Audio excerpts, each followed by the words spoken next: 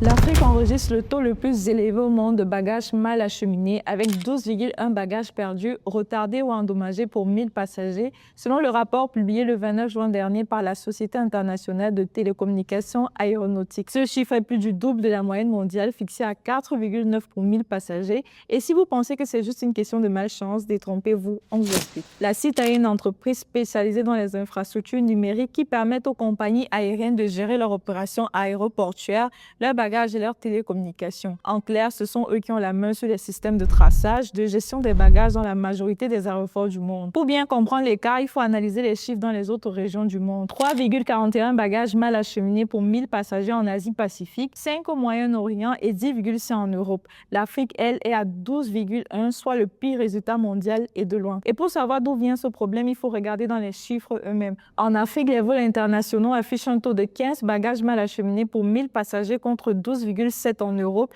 et seulement 5,3 au Moyen-Orient et en Asie-Pacifique.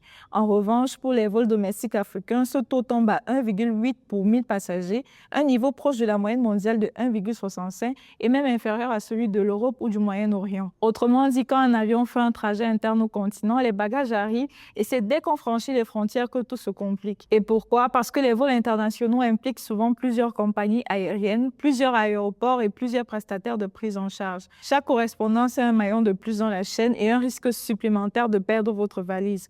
À cela s'ajoutent des infrastructures aéroportuaires vieillissantes et des investissements encore limités dans les technologies de suivi des bagages. Et ce n'est pas sans conséquences financières. En Afrique, le coût moyen d'un bagage mal acheminé est estimé à $280 contre $260 à l'échelle mondiale. Un montant certes légèrement inférieur à celui de l'Europe ou de l'Amérique du Nord qui atteignent $295, mais qui reste significatif. À l'échelle mondiale, les erreurs de prise en charge des bagages ont coûté 6,3 milliards de dollars à l'industrie aérienne en 2025. Même si ce chiffre est en baisse de 17% par rapport à 2024, il représente encore environ 15% des bénéfices totaux du secteur. Malgré ce tableau sombre, la CITA reste optimiste. Selon l'organisation, l'Afrique a les moyens de redresser la barre grâce à 4 leviers technologiques: le suivi de bout en bout des bagages, le partage de données en temps réel entre les acteurs, les solutions biométriques et les systèmes prédictifs basés sur l'intelligence artificielle. L'Afrique n'a donc pas besoin de reconstruire ses aéroports de zéro, elle a besoin de connecter les acteurs, de numériser les processus et d'investir dans les outils qui existent déjà.